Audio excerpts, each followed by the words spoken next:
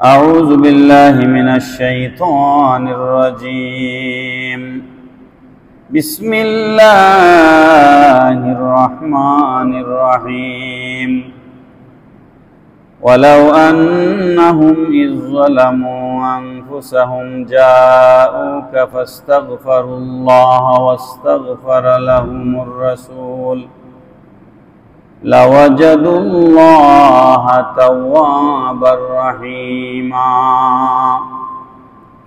صدق الله مولانا العظيم وصدق رسوله النبي الحبيب الكريم محترم معزز मुसल्लियान किराम अस्सलामु अलैकुम व रहमतुल्लाहि व बरकातुहू। আল্লাহ পাক রব্বুল আলামিনের মহান আলিশান দরবারে লক্ষ কোটি শুকর এবং সুজুদ যে আল্লাহ পাক রব্বুল আলামিন পবিত্র মাহে জিলহজ শরীফের জুমাবার দিন আমাদেরকে আল্লাহর ঘর মসজিদে জুমার নামাজ পড়বার জন্য একত্রিত হওয়ার তৌফিক দান করেছেন। মুনিবের দরবারে আলিশানে উচ্চ আওয়াজে সকলে পড়ি আলহামদুলিল্লাহ। ইয়া রব্বি লাকাল হামদু কামা ইয়ানবাগি লিজালালি ওয়াজহিকা ওয়া কাদিমি সুলতানিক। সম্মানিত হাজিরিন, সূরা নিসার 64 নম্বর আয়াতে কারিমা আপনাদের সামনে তেলাওয়াত করেছি। এই আয়াতে কারিমার আলোকে আমি নবী করিম সাল্লাল্লাহু আলাইহি সাল্লামার রওজায়ে আকদাস মুবারক জিয়ারতের উপর কিছু কথা বলবো ইনশাআল্লাহ। হজের মৌসুম, আমরা হজের আলোচনা করেছি, হজের সাথে প্রসঙ্গক্রমে জিয়ারতের আলোচনা আজকে হবে ইনশাআল্লাহ। এই আয়াতের ভিতরে আল্লাহ পাক রব্বুল আলামিন ইরশাদ ফরমাচ্ছেন, ওয়ালাউ আন্নাহুম ইয যালামু আনফুসাহুম, যদি তারা নিজেরা নিজেদের নফসের উপর জুলুম করে বসে, নিজেরা নিজেদের নফসের উপর জুলুম করে বসে, এর অর্থ হচ্ছে কোনো বান্দা যখন গুনাহ করে বসে, কখন যদি কোনো বান্দার দ্বারা গুনাহ সংগঠিত হয়ে যায়, জাউকা, তারপর যদি ওই গুনাহ করার পর গুনার মাফ চাওয়ার জন্য তারা যদি আপনি নবীর দরবারে আসেন, ফাস্তাগফিরুল্লাহ ওয়াস্তাগফারা লাহুমুর রাসূল, নবীর রওজা মুবারকে বসে ওই গুনাহগার যদি আল্লাহর কাছে ক্ষমা প্রার্থনা করে এবং রাসূলও যদি ওই গুনাহগারের পক্ষ হয়ে আল্লাহর কাছে মাফ চান, লাওয়াজাদুল্লাহ তাওয়াবার রাহিমা, নিশ্চয় নিশ্চয় ওই গুনাহগার বান্দা আমি আল্লাহকে তওবা কবুলকারী এবং দয়ালু হিসেবে পাবে। বড় করে বলেন সুবহানাল্লাহ। খেয়াল করবেন, ও বুঝের মতো জিন্দেগি কাটাইলে হবে না। দিন বুঝা আমাদের প্রত্যেকের দায়িত্ব। দুনিয়াতে আসলাম আর খাইলাম আর ঘুমাইলাম আর দুনিয়া থেকে চলে গেলাম, এই জন্য আল্লাহ আমাদেরকে জমিনে পাঠান নাই। যদি তাই হইতো তাইলে আল্লাহ আমাদেরকে এই কোরআনুল করিম দিতেন না। এই আয়াতে কারিমার ভিতরে তওবা কবুলের 3টা শর্ত আল্লাহ পাক দিয়েছেন। এট এ টাইম 3টা শর্ত যদি পাওয়া যায় একসাথে, ওই 3 শর্ত একত্রিত করে যদি কোনো আল্লাহর বান্দা আল্লাহর কাছে মাফ চায়, তাহলে কুরআনের সূরা নিসার 64 নম্বর আয়াত অনুযায়ী ওই আল্লাহর বান্দা আল্লাহকে তওবা কবুলকারী পাবে এবং দয়ালু পাবে। সুবহানাল্লাহ। শুধু তওবা কবুল করার কথা আল্লাহ বলেন নাই, তওবার পরে আবার দয়ার কথাও বলেছেন। খেয়াল করুন শর্তগুলা। 1 নাম্বার শর্ত হচ্ছে জাউকা,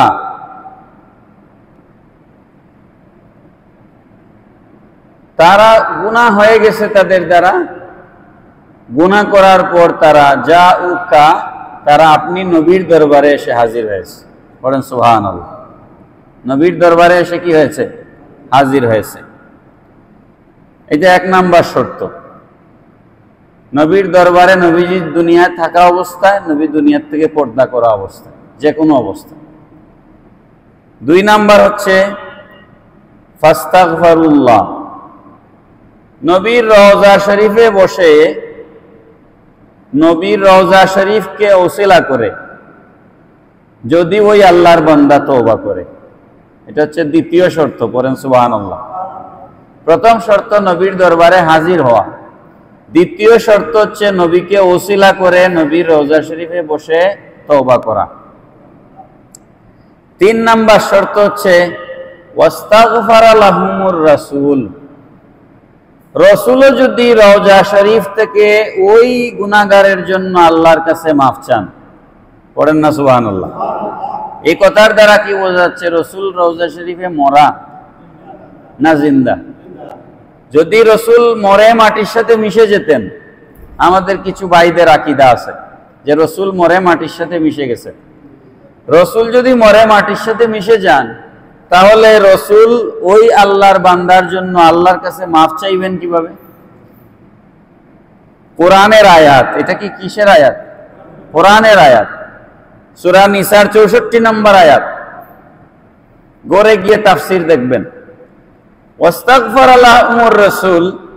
তৃতীয় শর্ত হচ্ছে নবীও যদি ওই গুনাহগার উম্মতের জন্য সুপারিশ করেন। এই 3 শর্ত এক জায়গায় পাওয়া গেলে আল্লাহ পাক বলছেন লাওয়াজাদুল্লাহ, লাম তাকিদ, লাওয়াজাদুল্লাহ তাওয়াবার রহিমা। ওই আল্লাহর বান্দা আমাকে তওবা কবুলকারী এবং দয়ালু হিসেবে পাবে। আওয়াজ করে বলেন সুবহানাল্লাহ। এখানে একটা নুকতা বুঝেন। গুনাহ করছে বান্দা, তার মানে হচ্ছে সে আল্লাহর হুকুম লঙ্ঘন করছে। গুনাহ করা মানে কি? ভায়োলেশন অফ আল্লাহ's law, God's law, আল্লাহর আইন লঙ্ঘন করছে। আল্লাহর আইন লঙ্ঘন করলো, তো আল্লাহর আইন লঙ্ঘন করলে নবীর কাছে যাইতে হবে কেন? প্রশ্নটা কি আপনারা বুঝছেন? আইন লঙ্ঘন করছে বান্দা আল্লাহর। আল্লাহ বলতেছেন সে যদি আমার নবীর রওজায় গিয়ে আমার কাছে ইস্তেগফার করে, আর নবীও যদি তার জন্য আমার কাছে ইস্তেগফার করেন, তাহলে আমি তাকে মাফ করে দিব। বলেন সুবহানাল্লাহ। তার মানে পৃথিবীতে কোনো গুনাহগার নবীর সুপারিশ ছাড়া মাফ পাবে না। কেউ যদি নবীর সুপারিশ ছাড়া আল্লাহর কাছে তওবা করে, সেই তওবা আর নবীর সুপারিশ সহ আল্লাহর কাছে তওবা, এই 2 তওবার মধ্যে আসমান আর জমিনের পার্থক্য আছে। এই কথাটা বুঝেন ভালো করে। লাওয়াজাদুল্লাহ তাওয়াবা এতটুকুন বললেই হতো, গ্রামারে কোনো ভুল হয় না। যে আমার বান্দা যদি এই 3 শর্ত একসাথে করে আমার কাছে মাফ চায়, তাহলে আমি তাকে মাফ করে দিব। এতটুকুনই তো যথেষ্ট, আমি তাকে মাফ করে দিব। কিন্তু আল্লাহ পাক বলেন শুধু মাফ করি শেষ নয়, নবীর কাছে আসবার কারণে এবং নবী তার জন্য সুপারিশ করবার কারণে রহিমা, আমি আল্লাহ তার প্রতি দয়াশীল হয়ে যাই। এই দয়াশীলের ব্যাখ্যায় মুফাসসিরিনে কেরামগণ লিখেছেন যে আমি তার সমস্ত জিন্দেগির গুনাহগুলোকে নেকি দিয়ে পরিবর্তন করে দিই। সে সারা জীবন যা গুনাহ করেছিল, সমস্ত গুনাহ কি হয়ে যায়? নেকিতে পরিবর্তন হয়ে যায়। কিসের কারণে? নবীর কারণে। বলেন না কিসের কারণে? নবীর দরবারে গিয়ে তওবা করার কারণে। তাহলে নবীর রওজা শরীফে যাওয়া, এটা কোরআনে আছে না নাই? তো যারা প্রশ্ন করে নবীজির রওজা শরীফ জিয়ারত, এই হজের সিজন আসলেই আমরা কিছু কিছু শায়েখদের কাছে মানুষরা প্রশ্ন করে, আর তারাও আলতু ফালতু উত্তর দেয়, আমরা শুনি। বলে যে নবীর রওজা শরীফ এটা হজের অংশ নয়, নবীর রওজা শরীফ জিয়ারত করা এটা হজের অংশ নয়। আরে বেকুব, নবীর রওজা শরীফ জিয়ারত করা তো হজের অংশ নয়, এটা সত্য। হজ ঈমান নয়, হজ হচ্ছে আমল, আর নবী হচ্ছেন ঈমান। নবী কি? ঈমান। নবী হচ্ছেন ঈমান। হজের ইবাদত বন্দেগী আমল সম্পাদন করে ঈমানের বাড়ি মদিনায় যাবে, আর না হলে ওই হজ আল্লাহর দরবারে কবুল হবে না। হজ থেকে মানুষ, আমি প্রথম জুমায় হজের আলোচনায় বলেছিলাম, হজ থেকে মানুষ ত্যাগ শিখে, আর জিয়ারত থেকে মানুষ মহব্বত শিখে। বলেন সুবহানাল্লাহ। যার অন্তরে নবী পাক সাল্লাল্লাহু আলাইহি সাল্লামের মহব্বত নাই, নবীজির ভালোবাসা নাই, তার ওই ইবাদত বন্দেগীর কোনো মূল্য নাই। সারা পৃথিবী আল্লাহ পাক রব্বুল আলামিন মহব্বতের জন্য সৃষ্টি করেছে। সব কিছু মহব্বত। মহব্বত বুঝাইবার এখন আমার কাছে সময় নাই, আমি জিয়ারত বুঝাইতে পারবো না আপনাদেরকে মহব্বত বুঝাইতে গেলে।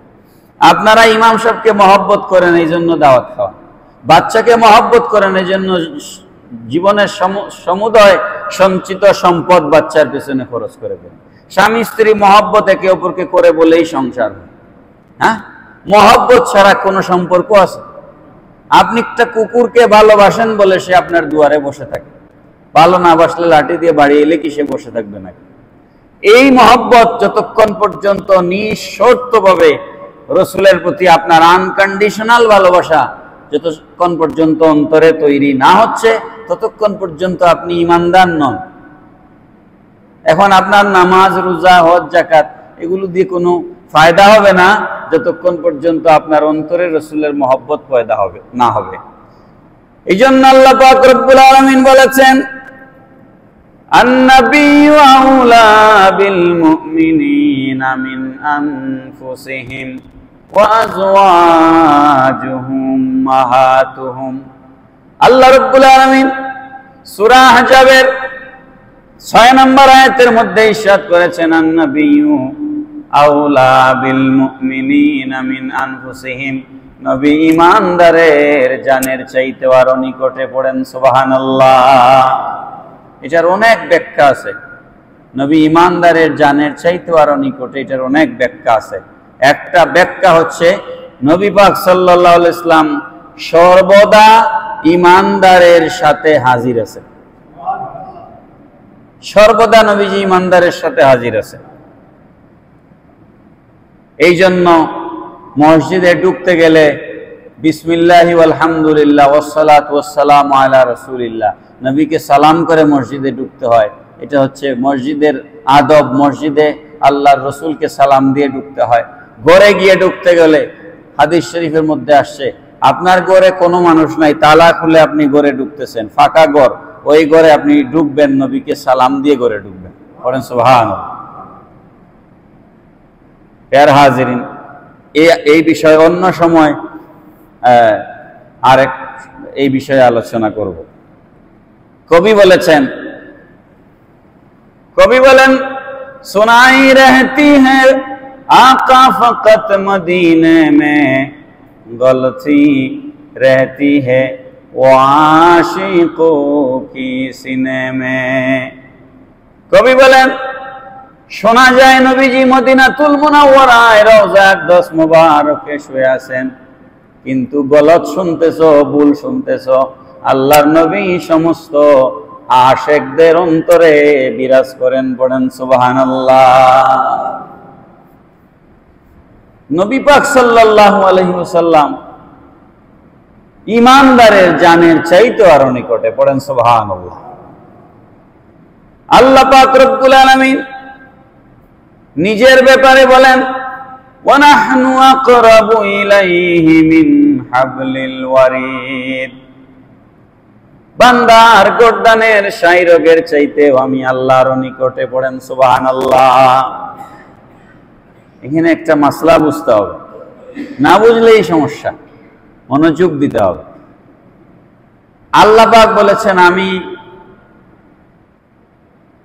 সমস্ত মখলুকের, সৃষ্টিতে যত মানুষ আছে তাদের গর্দানের শাইরগের চাইতেও আমি আরো নিকটে। অর্থাৎ আমি আল্লাহ কাফেরের সাথেও আছি, মুনাফিকের সাথেও আছি, বেঈমানের সাথেও আছি, ইমানদারের সাথেও আছি, কিন্তু আমার রসুলের ব্যাপারটা ভিন্ন। আন-নাবিয়্যু আওলা বিল মুমিনিনা মিন আনফুসিহিম, নবী কেবল ইমানদারের সাথে আছেন, নবী মুনাফিকের জন্য হাজির নন, নবী বেঈমানের জন্য হাজির নন, নবী কেবল ইমানদারের সাথে আছেন। আল্লাহ বেঈমানের সাথেও আছেন, ইমানদারের সাথেও আছেন, কিন্তু নবী বেঈমানদের সাথে থাকেন না। পড়েন সুবহানাল্লাহ। এই জন্য যারা বলে নবী আমার সাথে থাকতে পারেন না, এখানে আসতে পারেন না, তাহলে তার ইমানই নেই, বুঝছেন? নবী যার সাথে আছেন সেই ইমানদার, নবী যার সাথে থাকেন সেই ইমানদার। প্যারা হাজরিন, নবীজি রওজা আকদস মুবারকে সশরীরে জিন্দা, এটা বহুবার আমি আপনাদের সামনে আলোচনা করেছি। আল্লাহ পাক রব্বুল আলামিন বলতেছেন, আমার বান্দা যদি গুনাহ করে আমার নবীর রওজা আকদস মুবারকে যায়, আর নবীও যদি তার জন্য সুপারিশ করেন, পড়েন না সুবহানাল্লাহ, নবীও যদি তার জন্য রওজা শরীফ থেকে সুপারিশ করেন, তাহলে সে আমাকে তওবা কবুলকারী এবং দয়ালু হিসেবে পাবে। পড়েন সুবহানাল্লাহ। নবী পাক সাল্লাল্লাহু আলাইহি ওয়াসাল্লাম বলেছেন, শাফাআতি লিআহলিল কাবাইরি মিন উম্মতি, আমার উম্মতের মাঝে যারা কবিরা গুনাহ করে ফেলবে তাদেরকে আমি নবী সুপারিশ করে আল্লাহর জান্নাতে দিব। পড়েন সুবহানাল্লাহ। ফতোয়ায়ে শামী, কিতাবের নাম কি? ফতোয়ায়ে শামী, হানাফি মাযহাবের শ্রেষ্ঠ ফতোয়ার কিতাব। আল্লামা ইমাম ইবনে আবেদিন শামী রাহমাতুল্লাহ আলাইহি ফতোয়ায়ে শামীর মুকদ্দমায় লিখেছেন, আমাদের দেশে মাজার শরীফ জিয়ারত করলে অনেকে মাজার পূজারি বলে, আছে না নাই? মাজার জিয়ারত না পূজা ভাই? পূজা তো মন্দিরে হয়। পূজা কোথায় হয়? মণ্ডপে হয়, মন্দিরে হয়। মাজারে কোনো পূজা হয় না, মাজারে জিয়ারত হয়, কবরে জিয়ারত হয়।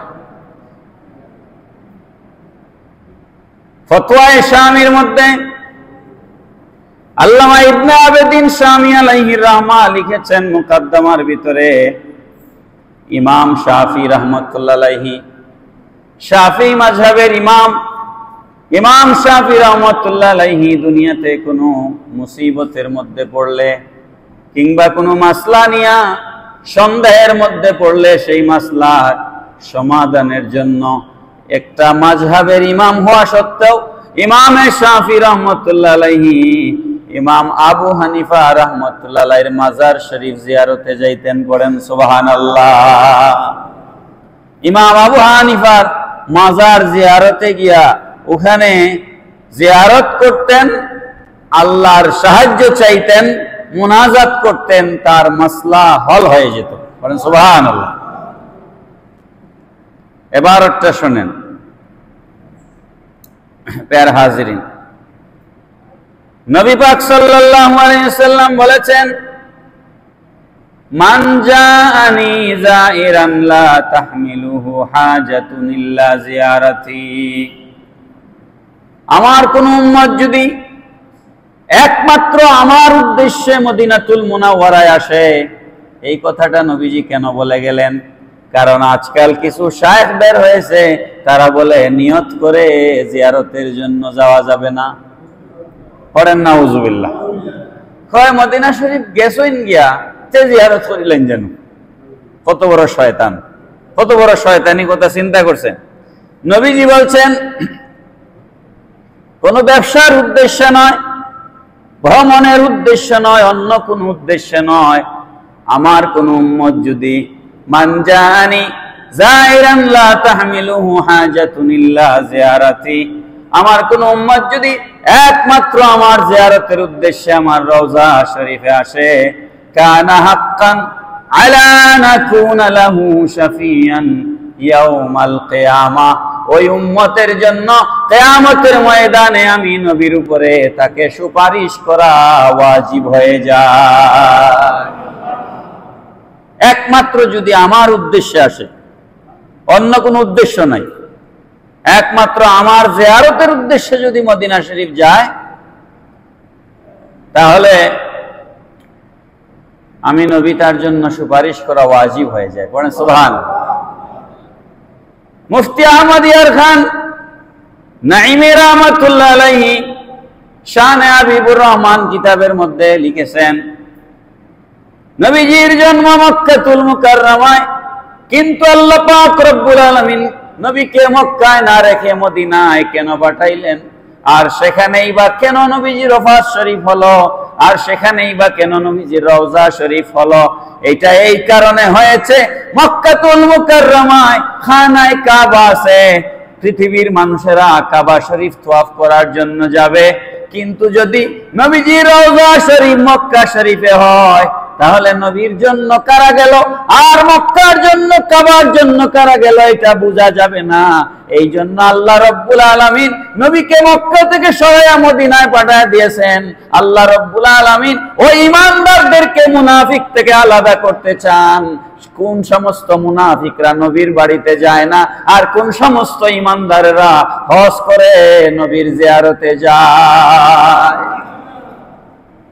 আল্লাহ ঈমানদার দেখতে চান, আল্লাহ ঈমানদার দেখতে চান যে কোন মুনাফিকগুলো কাবা শরীফ তওয়াফ করে দেশে চলে আসে, নবীর রওজায় যায় না।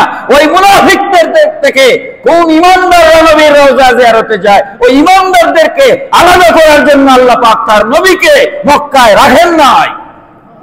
সুবহানাল্লাহ। আল্লাহ তো নবীকে ঈমানদার আর মুনাফিক পার্থক্য করার জন্য জমিনে পাঠিয়েছে। সুবহানাল্লাহ। প্যারা হাজরিন, সময় তো অত্যন্ত কম। ফতোয়ায়ে শামির এই মুকদ্দমার দ্বারা বোঝা গেল কোন আল্লাহর ওলি বুজুর্গগণের মাজারে দোয়া করলে সেই দোয়া কবুল হয়। পড়েন না সুবহানাল্লাহ। কোন আল্লাহর ওলি বুজুর্গদের মাজারে দোয়া করলে দোয়া কি হয়? কবুল হয়। আয়াতের মধ্যে ওয়ালাউ আন্নাহুম ইযলামু, যালামু শব্দ মুফাসসিরিনে কেরামগণ লিখেছেন, ইযলামু শব্দ দিয়ে যেহেতু আল্লাহ ওয়ালাউ আন্নাহুম ইযলামু শব্দটা বলেছেন, যত বড় গুনাহগার হোক, যত বড় গুনাহগার হোক, সে যদি নবীর দরবারে চলে যায় আর নবীও যদি তার পক্ষে আল্লাহর কাছে সুপারিশ করেন, পৃথিবীর যত বড় গুনাহগার হোক আল্লাহ তার তওবা কবুল করবেন। এটা নবীর ইজ্জতের খাতিরে। কিসের জন্য? নবীজির ইজ্জতের খাতিরে। আর আল্লাহ পাক রব্বুল আলামিন লাওয়াজুদুল্লাহ তাওয়াবার রাহিমা, আল্লাহ পাক তার রহমত দিয়ে তাকে কাছে টেনে নেবেন। পড়েন সুবহানাল্লাহ। প্যারা হাজিরিন, হাদিস শরীফের মধ্যে এসেছে, বুখারী শরীফ দ্বিতীয় খণ্ড 642 পৃষ্ঠায় হাদিস শরীফ এসেছে, আন আবি সাঈদ ইবনুল মুআল্লা রাদিয়াল্লাহু তাআলা আনহু কুনতু উসাল্লি ফিল মসজিদে। হযরত আবু সাঈদ ইবনে মুআল্লা রাদিয়াল্লাহু তাআলা আনহু বলছেন, আমি মসজিদে নববী শরীফের মধ্যে নামাজের মধ্যে ছিলাম। কিসের মধ্যে? বুঝেন আমার কথা? বুঝা যায়? বুঝা যায়? মসজিদে নববী শরীফে আমি নামাজের মধ্যে ছিলাম। ফাদাআনি রাসূলুল্লাহ সাল্লাল্লাহু আলাইহি ওয়াসাল্লাম ফালাম উজিবহু। নামাজের ভিতরেই আমি নামাজে আছি, এমত অবস্থায় রাসূল আমাকে ডাকলেন। আপনি নামাজে কেউ যদি ডাকে আপনি জবাব দিবেন নি? দিলে নামাজ ভেঙে যাবে, ঠিক না?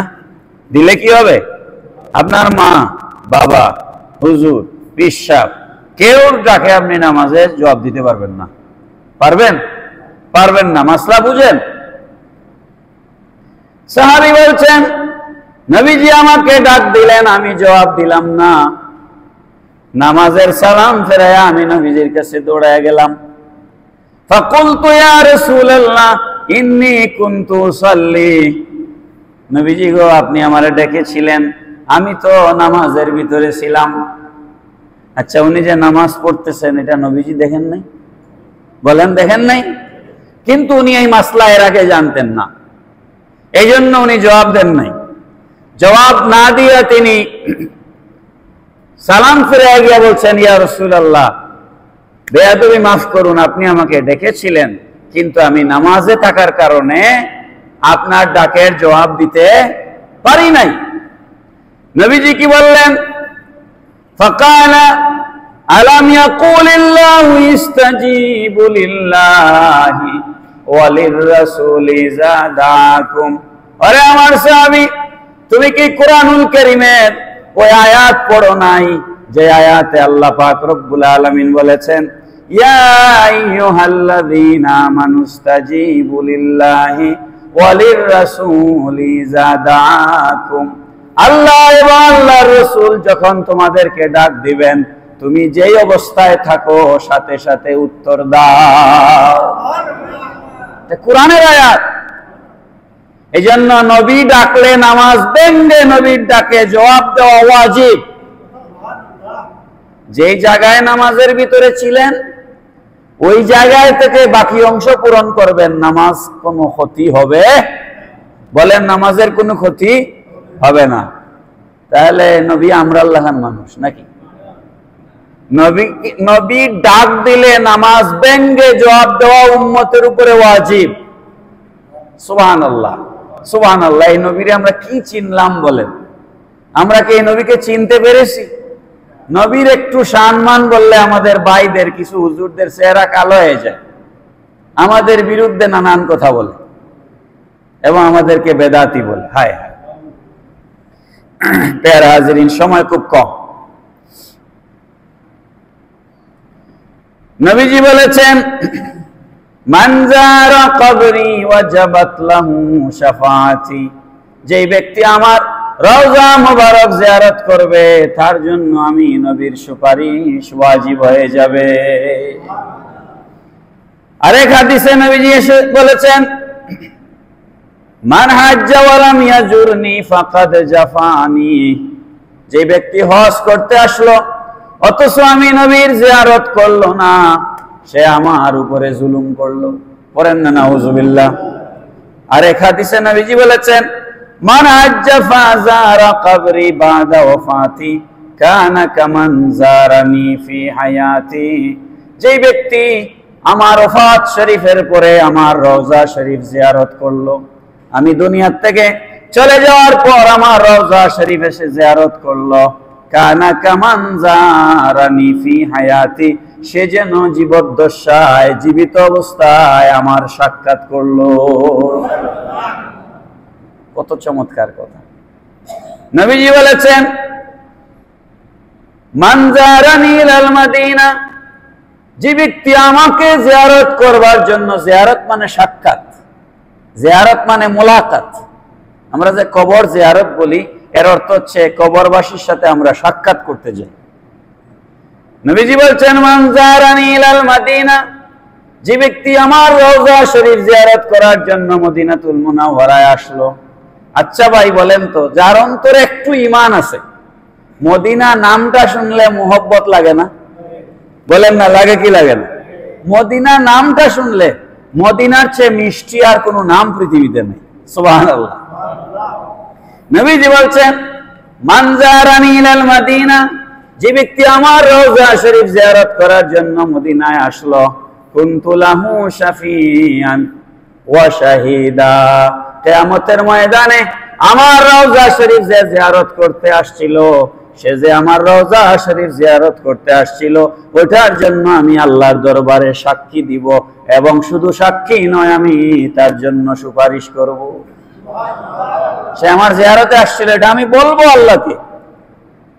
সাক্ষী দেওয়া মানে কি? আমি বলবো আল্লাহকে যে আল্লাহ, তোমার এই বান্দা আমার জিয়ারতে এসেছে, সুবহানাল্লাহ, আর আমি তার জন্য সুপারিশ করব। নবীজি বলেছেন, মান যারানি মুতাআম্মিদান। যে ব্যক্তি উদ্দেশ্য করে, নিয়ত করে আমার রওজা শরীফ জিয়ারতে আসবে। আমি বারবার বলছি, নবীর রওজা শরীফ জিয়ারত উদ্দেশ্য করে, নিয়ত করে যাইতে হবে। কি করে? নিয়ত করে যাইতে হবে। নবীজি বলছেন, মান যারানি মুতাআম্মিদান। যে ব্যক্তি নিয়ত করে আমার রওজা শরীফ জিয়ারতে আসলো, কানা ফি জাওয়ারি ইয়াউমাল কিয়ামা, সে কিয়ামতের ময়দানে হাসরের মাঠে আমার প্রতিবেশী হবে। নবীর প্রতিবেশী হতে আমরা চাই কি চাই না? এরপরে নবীজি বলছেন ওয়া মান মাতা ফি আহাদাম মিনাল হারামাইন, দুই হেরেমের মক্কাতুল মুকাররমা মদিনাতুল মুনাওয়ারা, দুই হেরেমের কোন হেরেম শরীফে যদি কেউ মারা যায়, বাসাহুল্লাহু মিনাল আমিনিনা ইয়াউমাল কিয়ামা, আল্লাহ পাক ওই বান্দাকে কিয়ামতের ময়দানে নিরাপত্তার সাথে উঠাবে। দুই হেরেমের কোন হেরেমে যদি কেউ মারা যায় তাহলে নিরাপত্তার সাথে আল্লাহ পাক কিয়ামতের ময়দানে উঠাবে। নবীজি বলেছেন বুখারী শরীফের হাদিস, মা বাইনা বাইতি ওয়া মিম্বারি রাউযাতুম মির রিয়াজিল জান্নাহ ওয়া মিম্বারি আলা হাউজি। সুবহানাল্লাহ। হায় মুসলমান, কেন যাবেন না মদিনা শরীফ? কেন যাবেন না? নবীজি বলছেন আমার মিম্বর যেখানটায় দাঁড়ায় আমি খুতবা দিতাম, আর আমার হুজরা মুবারক যেখানে আমি বসবাস করতাম, এর মাঝখানে যে জায়গা ওটার নাম রওজা শরীফ। ওটার নাম কি? রওজা শরীফ। নবীজি বলছেন মা বাইনা বাইতি ওয়া মিম্বারি রাউদাতুম মির রিয়াজিল জান্নাহ, এই মিম্বর আর আমার হুজরা মুবারকের মাঝখানের জায়গাটা হচ্ছে রিয়াজুল জান্নাহ। আসেনি রিয়াজুল জান্নাহ? দুনিয়ার বেহেশত। সুবহানাল্লাহ বলে দুনিয়ার বেহেশত রিয়াজুল জান্নাহ। কেন এটা দুনিয়ার বেহেশত কেন বললেন? কি কারণে? কারণ হচ্ছে দিনে 5 বেলা নবীজি হুজরা মুবারক থেকে হেঁটে হেঁটে এই যে মিম্বরে মেহরাবে আসতেন নামাজ পড়ানোর জন্য, এই বারবার নবীজির কদম মুবারক আসা যাওয়া করবার কারণে এই জমিনকে আল্লাহ পাক বেহেশতের টুকরা ঘোষণা দিয়েছেন। এটা বেহেশতের টুকরা। ওয়া মিম্বারি আলা হাউজি, হাশরের মাঠে আল্লাহ পাক আমাকে যে হাউজে কাউসার দিবেন, নবীজি বলছেন এই হাউজে কাউসার যেখানটায় হবে হাশরের মাঠে, এই হাউজে কাউসারের উপরে আল্লাহ আমার মিম্বর স্থাপন করেছেন। সুবহানাল্লাহ। যে মিম্বরে দাঁড়িয়ে আমি তোমাদের সামনে খুতবা দেই, এই মিম্বর হচ্ছে হাউজে কাউসারের উপরে। পড়েন না সুবহানাল্লাহ। মুহতারাম হাজিরিন, আপনাদেরকে আর কষ্ট দিব না, প্রতিদিন আমার বয়ান লম্বা হয়ে যায়, আমি শেষ করছি। ওমর আল ফারুক রাদিয়াল্লাহু তাআলা আনহু বলছেন, নবীজি বলছেন, নবীজি দোয়া করতেন, এই দুইটা দোয়ার কথা বলে শেষ করব। নবীজি দোয়া করতেন মুসনাদে ইমাম আহমদ ইবনে হাম্বল রাহমাতুল্লাহ আলাইহি ওনার কিতাবের মধ্যে হাদিস শরীফ এনেছেন। নবীজি দোয়া করতেন আল্লাহুম্মা লা তাজাল মানায়ানা বিমাক্কা হাত্তা নাখরুজু মিনহা। সুবহানাল্লাহ। নবীজি দোয়া করতেন আল্লাহুম্মা লা তাজাল মানায়ানা বিমাক্কা, মক্কায় যেন আমার মওত না হয়। সুবহানাল্লাহ বলেন না। নবীজি কে? হ্যাঁ মিয়া, কি বলো, হুশ পাও না? নবীর শানে রওজা শরীফ জিয়ারত নাজায়েজ ফতোয়া দাও। ইহুদিদের গোলামেরা, ইহুদির গোলাম ছাড়া নবীর রওজা শরীফ জিয়ারত নাজায়েজ বলতে পারে? অবাক লাগে। রওজা শরীফ জিয়ারত নাজায়েজ বলে ওই সমস্ত হজে গিয়া আকরামুজ্জামান বক্তব্য দিচ্ছে নবীর রওজা শরীফ জিয়ারতের বিরুদ্ধে। হজের মিনার তাবুর মধ্যে, আরাফাতের তাবুর মধ্যে বক্তব্য দিচ্ছে। একটা ইমানদার নাই ওখানে জুতা পিটা করার জন্য। এতগুলা বেঈমান নিয়ে হজে গেছে, কাফেলার মধ্যে সবগুলা বেঈমান, একটা মুসলমান নাই, একটা ইমানদার নাই হজের কাফেলার মধ্যে, জ্বর গালে একটা জুতা দিয়ে বাড়ি মারতে পারল। নবীজি বলছেন, আরে কাকে অনুসরণ করছো যুবকেরা? কোন আলে হাদিস মুসলমান নয়। কাকে অনুসরণ করছো খেয়াল করো। যারা নবীর রওজা শরীফ জিয়ারত নাজায়েজ বলে আমরা তাদেরকে ইমানদার মনে করি না। নবীজি দোয়া করতেন লা তাজাল মানায়ানা বিমাক্কা হাত্তা নাখরুজা মিনহা, আল্লাহ মক্কায় আমার মওত দিও না মদিনাতুল মুনাওয়ারায় আমার মৃত্যু দিও। নবীজি মদিনা শরীফ নিজের মওত কামনা করেছেন, দোয়া করেছেন নবীজি নিজে। খলিফাতুল মুসলিমিন, আমিরুল মুমিনিন, ইসলামের দ্বিতীয় খলিফা সাইয়্যিদুনা ওমর আল ফারুক রাদিয়াল্লাহু তাআলা আনহু সারা জিন্দেগি একটা দোয়া করতেন। দোয়াটা কি আমি আরো আপনাদেরকে বলেছি, আল্লাহুম্মা রযুকনি শাহাদাতান ফি সাবিলিক ওয়াজআল মাউতি ফি বালাদি রাসূলিক। দুইটা দোয়া করতেন ওমর রাদিয়াল্লাহু তাআলা আনহু, আয় আল্লাহ তোমার রাস্তায় আমাকে শাহাদাতের মৃত্যু দিও, আর নবীর শহর মদিনাতুল মুনাওয়ারায় আমার মৃত্যু দিও। হযরত ওমর রাদিয়াল্লাহু আনহুর দুইটা দোয়াই আল্লাহ কবুল করেছেন। ওমর রাদিয়াল্লাহু তাআলা আনহু এক মূর্তি পূজারী মুশরিক মজুসির ছুরির আঘাতে শহীদ হয়েছে, তার মানে তার শাহাদাতের মওত আল্লাহর কাছে কবুল হয়েছে, সুবহানাল্লাহ। আর শুধু মদিনায় নয়, মসজিদে নববী শরীফে ফজরের নামাজরত অবস্থায় দ্বিতীয় রাকাতের প্রথম সেজদার ভিতরে উনাকে ছুরি মেরেছিল। তো তার দোয়াটা আল্লাহর দরবারে কিভাবে কবুল হয়েছে? শহীদ অবস্থায় মৃত্যু, নবীর শহরে মসজিদে নববী শরীফের ভিতরে আল্লাহ কবুল করেছেন। পড়েন সুবহানাল্লাহ। তো ওমর রাদিয়াল্লাহু আনহু মদিনা শরীফ মওত কামনা করে বড় ভুল করে ফেলেছেন না? তো বর্তমান সময়ে যারা রওজা শরীফ জিয়ারত নাজায়েজ বলে, মদিনায় যাওয়ার দরকার নাই বলে, তাদের ফতোয়া অনুযায়ী তো ওমর রাদিয়াল্লাহু আনহু ভুল করছেন। তাদের ফতোয়া যদি ঠিক হয় তাহলে ওমর রাদিয়াল্লাহু আনহু ভুল করছেন না? এখন যুবকরা আপনারা ঈমান বিক্রি করবেন না, ঈমান বেচে দিবেন না। এই আজকালকার এই ইউটিউব শেখদের খপ্পরে পড়ে ঈমানকে নষ্ট করবেন। যেখানে মহব্বত নাই সেখানে ঈমান নাই, যেখানে নবীর মহব্বত নাই, যেখানে সাহাবায়ে কেরামের ভালোবাসা নাই, যেখানে আহলে বাইতদের ভালোবাসা নাই, এটার নাম ইসলাম নয়, এটা অন্য কিছু। এই অন্য কিছু থেকে আল্লাহ আমাদেরকে হেফাজত করুন, সবাই বলুন আমিন। আর আমাদের জন্য নবীজি একটা ওসিয়ত করে গেছেন। নবীজি বলেছেন, মান ইসতাতা আইয়ামুতা বিল মাদিনাতি ফালইয়ামুতু বিহা। নবীজি বলেছেন, হে আমার উম্মতেরা, তোমাদের মাঝে যাদের সামর্থ্য আছে, পারলে মদিনায় গিয়া মরো, মদিনায় গিয়া মৃত্যুবরণ করো। বলেন সুবহানাল্লাহ। তোমাদের মাঝে যাদের সামর্থ্য আছে, পারলে কোথায় যাও? মদিনায় গিয়া মরো। সুবহানাল্লাহ। লা ইয়াদখুলুহা তাউন ওয়াদ দাজ্জাল। হাদিস শরীফে আছে, কিয়ামতের আগ মুহূর্তে সারা পৃথিবীতে দাজ্জাল ভ্রমণ করবে, কিন্তু দুই হেরেমের ভিতরে দাজ্জাল প্রবেশ করতে পারবে, হেরেমের ভিতরে দাজ্জাল প্রবেশ করতে পারবে না। এজন্য নবীজি বলেছেন, ইন্নাল ঈমানা লা ইয়ারুজু ইলাল মাদিনাতি কামা তারুজুল হাইয়াতু ফি হুজরিহা।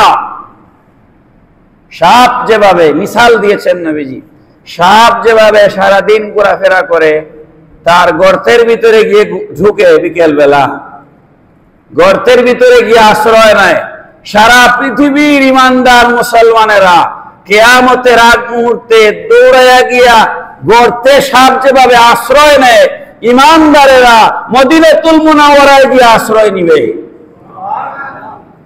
ইমানদারের ঠিকানা কোথায়? বলেন, ইমানদারের ঠিকানা মদিনাতুল মুনাওয়ারা। সুতরাং কেউ যদি বলে মদিনা শরীফ যাওয়ার দরকার নাই, মদিনা শরীফে জিয়ারত দরকার নাই, আমাদের এই ধরনের হুজুরদের দরকার নাই, আপনারা রাজি আছেন? ঈমান দরকার বা ঈমান। আল্লাহ আমাদেরকে ঈমানদার হিসেবে দুনিয়ার থেকে কবরে যাওয়ার তৌফিক দিন, সবাই পড়ি আমিন। ওয়া মা আলাইনা ইল্লাল বালাগ। আসসালামু আলাইকুম ওয়া রাহমাতুল্লাহি ওয়া বারাকাতুহু।